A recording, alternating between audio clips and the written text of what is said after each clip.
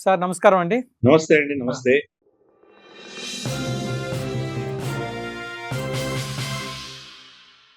Petrol విషయానికొచ్చేసరికి సరే భారత్‌కి కొన్ని రోజులు నిలువున్నాయి. మనకి వేరే సపోర్ట్ ఉంది. పాకిస్తాన్, బంగ్లాదేశ్ వీటి పరిస్థితి ఏంటి సార్? ఈ పెట్రోల్, ఈ యుద్ధం పరిస్థితి? వాటికి పెట్రోల్ ఎలా ఉంది సార్? చిన్న చిన్న దేశాలు ఎప్పుడు కూడా నలిగిపోతాయి. అలివ్ మనకు ఇది పెద్ద విషయమే ఇది. మనకు వరదలొచ్చాయంటే గనక పెద్ద చెట్లు కోసి తట్టుకోవచ్చేమో గానీ, హ్మ్. కింద చిన్న చిన్న మొక్కలన్నీ కూడా దాని మీద వరద నీళ్లు వెళ్ళిపోతాయి. మనం ఏం హ్మ్. చేయలేము అది. ఇవన్నీ కూడా దెబ్బతింటాయి. ఈరోజు ఆల్రెడీ పాకిస్తాన్‌లో రేషనింగ్ మొదలైంది. సార్. పాకిస్తాన్‌లో క్యూలు చూస్తున్నాం మనం. గంటలు గంటలు క్యూలు నిలబడుతున్నారు. ఎన్నో పెట్రోల్ బంకులు మూసేస్తున్నారు. వాళ్ళైతే కంప్లీట్‌గా ఇరాన్ తర్వాత మనకు ఈ పర్షియన్ గల్ఫ్ నుంచి వస్తున్నటువంటి ఆయిల్ తోటే వాళ్ళ ఎకానమీ నడిచేది. ఆ! మనకు కనీసం రష్యా నుంచి ఏదో ప్రత్యామ్నాయాలున్నాయి, ఇంకేవో ఉన్నాయి. వాళ్ళకి ఏమీ లేవు. సార్. ఇరాన్ వాళ్ళకు చమురు ఆపేస్తుంది. ఎందుకంటే పాకిస్తాన్ ఇరాన్‌కి వ్యతిరేకంగా అమెరికా పక్షాన నిలబడింది. హ్మ్. పైపెచ్చు మీ మీద యుద్ధం చేస్తామని చెప్పి వాళ్ళ so called defence minister Khawaja Asif హ్మ్. స్టేట్మెంట్ కూడా ఇష్యూ చేశారు. సార్. నువ్వు సౌదీ అరేబియా మీద వీళ్ళ మీద బాంబులేస్తే గనక మాకు సౌదీ అరేబియాకి ఒప్పందం ఉంది. దాని ప్రకారం మేము యుద్ధంలో దిగాల్సొస్తుంది అని బెదిరించాడు. గురించి. ఇటువంటి పరిస్థితిలో ఇరాన్ మిమ్మల్ని ఎందుకు ఆదుకుంటుంది? హ్మ్. కాబట్టి వాళ్ళకు చాలా గణనీయమైనటువంటి ఒక దీనిలో వెళ్తున్నారు. చాలా క్లిష్ట పరిస్థితుల్లోకి వెళ్తున్నారు వాళ్ళు. సార్. హ్మ్. బంగ్లాదేశ్ ఇదే పరిస్థితి. కానీ బంగ్లాదేశ్‌కి ఒకటే ఏంటంటే గనక తారిక్ రెహమాన్ ఇప్పుడే టేక్ ఓవర్ చేశాడు కాబట్టి, అవును. అతను మళ్ళీ భారతదేశంతోటి మైత్రి పెట్టుకునేటువంటి ప్రయత్నం చేస్తే హ్మ్. మనం వాళ్ళని తప్పకుండా ఆదుకుంటాం మనం. ఆ! వాళ్ళకి కావాల్సినటువంటి చమురుకు కావాల్సినటువంటి అవసరాలు ఏమున్నాయో మనం తీరుస్తాం. సార్. ఎందుకంటే అస్సాంలో మనకి కొంత మనకు రిఫైనరీ కెపాసిటీ ఉంది కాబట్టి, హ్మ్. మనం కొంత అక్కడి నుంచి వాళ్ళకి ఇచ్చేటువంటి ప్రయత్నం మనం చేయొచ్చు. కానీ మనకు వ్యతిరేకంగా అతను కూడా స్టేట్మెంట్స్ ఇవ్వడమో, లేదా మనతో మైత్రి పెట్టుకోకుండా చైనా, అమెరికా ఎవరో వచ్చి నన్ను కాపాడతారు అన్నటువంటి ధోరణిలో అతను ప్రవర్తిస్తే, మనం కూడా ఏం పట్టించుకోకపోవచ్చు. హ్మ్. ఎవరి తంటాలు వాళ్ళు. నేపాల్ ఉంది. నేపాల్ 100% భారతదేశం మీద ఆధారపడవలసింది. అదే. ఇప్పుడు కొత్తగా ఎన్నుకున్నటువంటి ప్రధానమంత్రి హ్మ్. ఇంకా ప్రమాణ స్వీకారం చేయలేదు. చేయలేదు. మరి భారతదేశం పట్ల ఎలా ప్రవర్తిస్తారో చూడాలి. సార్. మనం ఏంటంటే ప్రభుత్వాలని శిక్షించడానికి కోసమే ప్రజల్ని శిక్షించం. సార్. ఈవెన్ మొహమ్మద్ యూనుస్ ఉన్నప్పుడు కూడా హ్మ్. భారత వ్యతిరేకమైన జిహాదీ మనస్తత్వంతోటి పాకిస్తాన్ అజెండాను ముందుకు తీసుకువెళ్ళినటువంటి మొహమ్మద్ యూనుస్ ఉన్నప్పుడు కూడా హ్మ్. ప్రజలు కష్టపడకూడదని చెప్పి వాళ్ళకి మనం బియ్యము, గోధుమలు అవి పంపించాం. కాబట్టి ఈవెన్ తాలిబాన్ ఉన్నప్పుడు కూడా హ్మ్. మనము వాళ్ళకి ఆ ప్రజలకు మనం ఆహారం పంపించాం. మనం ప్రజల శ్రేయస్సు కోరుకునేటువంటి దేశం మనది. సార్. మినిమమ్ చేస్తాం అక్కడ. హ్మ్. అంతకు మించి సహాయం కావాలంటే గనుక మనతో మైత్రి బాగా హ్మ్. పెట్టుకుంటే తప్పకుండా లాభం ఉంటుంది. కాబట్టి సార్. చిన్న దేశాలు సఫర్ అవుతాయి. దాంట్లో డౌటే లేదు. సార్ ఒకవేళ యుద్ధం కొంచెం లాంగ్ టర్మ్ ఎక్కువ కొనసాగితే ఆహ్, భారత ఆర్థిక పరిస్థితి మన ఎకానమీ మీద ఎట్లా చూపించే అవకాశం ఉంది సార్? యుద్ధంలో మనకేమవుతుందంటే ఓ వారం, 2 వారాలు యుద్ధం చేస్తే గనక చిన్న చిన్న దేశాలు ఫస్ట్ దెబ్బతింటాయి. సార్. నెల, 2 నెలలు, 3 నెలలు యుద్ధం చేస్తే గనక నెక్స్ట్ లెవెల్ దేశాలు దెబ్బతింటాయి. హ్మ్. అది ఒక సంవత్సరం దాకా వెళ్ళిందంటే గనుక ఇంకా పెద్ద పెద్ద దేశాలు దెబ్బతింటాయి. ఓ 2, 3 సంవత్సరాలు గనుక యుద్ధం వెళ్ళిందంటే గనక అన్నిటికంటే పెద్ద దేశాలు కూడా దెబ్బతింటాయి. హ్మ్. ఇది క్రమేపీ ఈ వేడి అనేది అందరికి తగులుతూ వెళ్తుంది. సార్. మనకు కూడా తగులుతుంది. ఆల్రెడీ మనం రూ. 60 మన గ్యాస్ ధర పెంచుకున్నాం మనం. అవును. మనకు గ్యాస్ కూడా రేషనింగ్ చేసుకోవాల్సిన పరిస్థితి రావచ్చు. సార్. ఎందుకంటే ఖతార్ ఆపేసింది. ప్రొడక్షన్ ఆపేసింది. మళ్ళీ వాళ్ళు రీస్టార్ట్ చేసేంత వరకు కూడా మనకి ఇది ప్రాబ్లమ్ ఉందది. సార్. గ్యాస్ మనకు చాలా వచ్చేటువంటి ప్రమాదాలున్నాయి. హ్మ్. ప్రత్యామ్నాయం తీసుకురావాలంటే ఎక్కడి నుంచి తీసుకురావాలి? కజాఖ్‌స్తాను, అజర్బైజాన్ నుంచి తీసుకురావాలి. అక్కడి నుంచి తీసుకురావాలంటే ఇరాన్ యుద్ధంలో ఉంది. ఆ! ఇరాన్ నుంచి ఎలా తెస్తాం? హ్మ్. ఆఫ్ఘనిస్తాన్‌కొస్తుంది. ఆఫ్ఘనిస్తాన్ నుంచి పాకిస్తాన్ నుంచి ఎలా తెస్తాం మనం? పాకిస్తాన్‌కి మనకు పడదు. కాబట్టి ఈ ఇబ్బందులున్నాయి మనకి. హ్మ్. దానివల్ల మనకు సంక్షోభం వస్తుంది. మల్టిపుల్ యాంగిల్స్‌లో మనం దెబ్బతింటాం. సార్. ఒకటి ఒక నెల రోజుల దాకా మనం ఏదో తట్టుకోగలం. నెల రోజుల తర్వాత ఇప్పుడు ఆల్రెడీ కొత్త కొనుగోళ్లన్నీ కూడాను $105 పర్ బ్యారెల్ రేట్‌లో మనం కొనుక్కోవాల్సొస్తుంది. సార్. గణనీయంగా పెరిగిపోయింది. హ్మ్. రష్యా మనకు $100 ఇవ్వచ్చు. హ్మ్. $5 తక్కువ ఇవ్వచ్చు. కానీ $100 ఏది ఇవ్వాలి గదా! ఆ! నిన్నటి వరకు మనం 50, $55 కొనుక్కున్నది ఇప్పుడు హ్మ్. డబుల్ అయిపోయింది. డబుల్.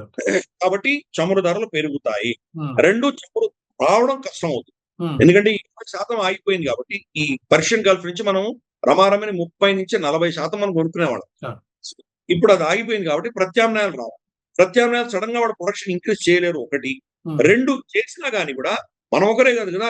గతంలో అవసరం లేనటువంటి దేశాలు కూడా 10, 20 దేశాలు ఇప్పుడు అదే దేశాలకు వెళ్ళి అడుగుతాయి కదా మళ్ళీ.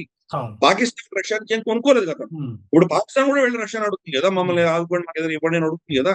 కాబట్టి వాళ్ళ మీద డిమాండ్స్ ఉంటాయి. భారతదేశానికి 100 ఇస్తున్నారు కదా, మేము 120 ఇస్తాము, మాకు ఇవ్వండి అని అడగచ్చు కదా. కాబట్టి వాళ్ళు మనకు 100 ఎందుకు ఇవ్వాలి?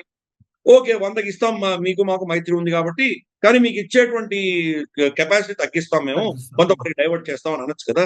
కాబట్టి ఈ ఇబ్బందులు ఉన్నాయి. మనకు ధరలు ఒకసారి చమురు ధరలు పెరిగాయంటే మన నిత్యావసర వస్తువులు కానీ మొత్తం అన్ని కూడా ధరలు ఆటోమేటిక్ గా పెరుగుతాయి. సో ద్రవ్యోల్బణం పెరుగుతుంది, ఇన్ఫ్లేషన్ పెరుగుతుంది. ప్రతి $10 $15 పెరిగేదానికి 0.2 నుంచి 0.5 వరకు మన జీడిపి పడిపోతుంది. కాబట్టి ఇప్పుడు ఆల్రెడీ డబుల్ అయిపోతుంది, ఆల్మోస్ట్ 100కి టచ్ అయ్యింది. కాబట్టి ఇది తొందరగా కరెక్ట్ అవ్వలేదు అంటే కనుక మన జీడిపి పడిపోయేటువంటి ప్రమాదం. తర్వాత బంగారు ధరలు ఈ రోజు ఏమవుతుందంటే అందరికీ డాలర్స్ కావాలి. ఎందుకు? నా దగ్గర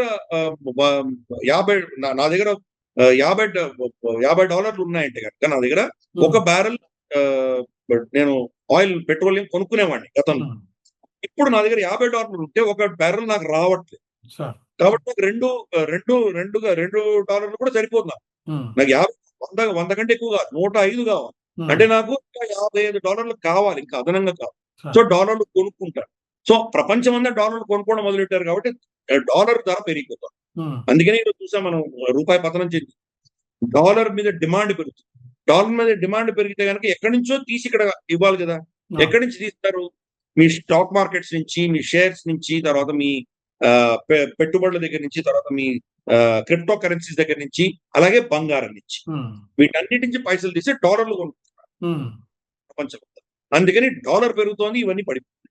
సో టెంపరీగా కొంత ఉన్నా కానీ కూడా medium term two long term లో ఏమవుతుందంటే బంగారు ధర పెరుగుతుంది. ఎందుకంటే అమెరికా మీద నమ్మకం క్షీణిస్తుంది. ఈ సంక్షోభం ఒక కొలిక్కి వచ్చిన తర్వాత ఇది ఎంతకాలం ఉంటుందో మనకు తెలియదు. ఒకసారి నెల రోజుల లోపల ఇది ఆపి తీరాలి, లేకపోతే ప్రపంచం చాలా సంక్షోభంలో వెళ్తాం. కాబట్టి ఇది నెలన్నర లోపల ఇది ఆపలేదు అంటే కనుక అందరూ కూడా చాలా ఇబ్బందులు పడుతున్నారు. సో అది లేకుండా ఇది ఆగిపోయింది అనుకుంటే కనుక తర్వాత దీర్ఘకాలికంగా అమెరికా నుంచి అందరూ తప్పుకుంటారు. కాబట్టి అప్పుడు క్రమేపీ బంగారు ధర పెరిగిపోతుంది.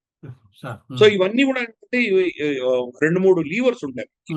ఆయిల్, డాలరు, బంగారం, ఇవన్నీ కూడా ఒకదానికి ఒకదానికి షిఫ్ట్ అవుతుంటాయి. సో అది మనం అర్థం చేసుకోవాలి. మనకు భారతదేశానికి ఏంటంటే 1 కోటి మంది మన ప్రజలు అక్కడ వెస్ట్ ఏషియాలో పనిచేస్తారు. వాళ్ళకి ఉద్యోగాలు పోతాయి, వాళ్ళ ప్రాణం ఇప్పుడు ముప్పు ఉంది. ఎప్పుడు బాంబులు పడతాయో తెలియదు, ఎప్పుడు మిసైల్ పడుతుందో తెలియదు.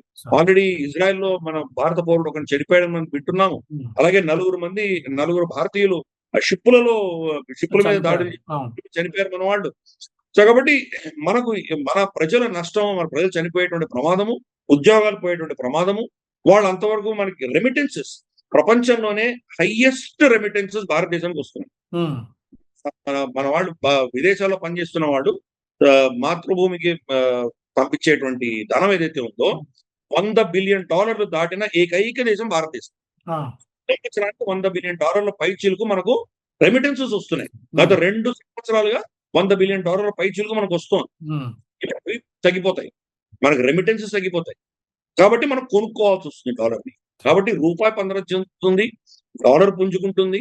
సో మనం డాలర్లు కొనుక్కోవడానికి కోసం అని చెప్పేసి ఇతరత్ర దగ్గర నుంచి మనం కోసం బంగారం దేశం అమ్మకపోవచ్చు, బట్ దాని యొక్క విలువ ఒక విధమైనటువంటి స్టేబుల్ సిచ్యుయేషన్ లోకి గోల్డ్ కూడా వెళ్ళిపోతుంది. సో ఇది జరగబోయేటువంటి పరిస్థితులు. ఎంతకాలం పొడిగిస్తారో అంతకాలం అందరికి కూడా దెబ్బ తగ్గుతూనే ఉంటుంది. మన దెబ్బలు మనకు తగులుతాయి. ఇది ఇంకా అమెరికా కూడా దెబ్బ, అమెరికా కూడా విపరీతంగా దెబ్బ. అమెరికా సంక్షోభం వచ్చి అమెరికాలోనే ఆ ప్రభుత్వానికి వ్యతిరేకత పెరిగి విపరీతంగా జరిగేటువంటి ప్రమాదం. వియట్నాం యుద్ధంలో ఎలా జరిగిందో చూసాం. వియట్నాం యుద్ధంలో ఆ దేశానికి వ్యతిరేకంగా ఎంత ర్యాలీలు తీశారు, ఎటువంటి పరిస్థితి వచ్చిందో మనం చూసాం. అటువంటి పరిస్థితి అమెరికాలో వచ్చినా మనం ఆశ్చర్యపడక్కర్లేదు. డొనాల్డ్ ట్రంప్ అనుకున్నట్లు తొందరగా అయిపోయిందంటే కనుక అతని ఎంత నిరంకుశత్వపు ఆలోచనతో ఉన్నాడో. అతను నేను చక్రవర్తిని అనుకుంటున్నాడు, ప్రతి వారం ఒక దేశాన్ని మింగేస్తాను అనుకుంటున్నాడు. వెనెజులాని మింగేశాడు, ఇప్పుడు ఇరాన్ అనుకుంటున్నాడు, తర్వాత క్యూబా మీద కన్నుబడింది, తర్వాత పనామా అంటాడు, గ్రీన్లాండ్ అంటాడు, వారానికి ఒక దేశాన్ని తిందాం అనుకుంటున్నాడు. ఇక్కడ దెబ్బతిన్నాడు. కాబట్టి ఇప్పుడు ఏమవుతుందో తెలియదు, చెప్పలేము. ఈ సంవత్సరం వచ్చేటువంటి నవంబర్ అనుకుంటాను, వాళ్ళ మధ్యంతర ఎన్నికలు ఉన్నాయి అమెరికాలో. తప్పకుండా డొనాల్డ్ ట్రంప్ ఓడిపోతాడు. సార్. వాళ్ళ పార్టీ ఓడిపోతుంది. మెజారిటీ డెమోక్రాట్స్ కి వెళ్తుంది. డెమోక్రాట్స్ కి వెళ్ళంగానే వాళ్ళు ఫస్ట్ మెజారిటీ రాగానే చేసేది డొనాల్డ్ ట్రంప్ ని ఇంపీచ్ చేస్తారు. ఇంపీచ్ చేస్తారు. కాబట్టి అతనికి శక్తి ఉండదు. శక్తి లేనటువంటి ప్రెసిడెంట్ గా అతను ఉండిపోతాడు. ఏ నిర్ణయం తీసుకున్నా కాంగ్రెస్ తనకు వ్యతిరేకంగా ఓటు పడుతుంది కాబట్టి ఏమి చేయలేనటువంటి పరిస్థితిలోకి డొనాల్డ్ ట్రంప్ వెళ్తుంది.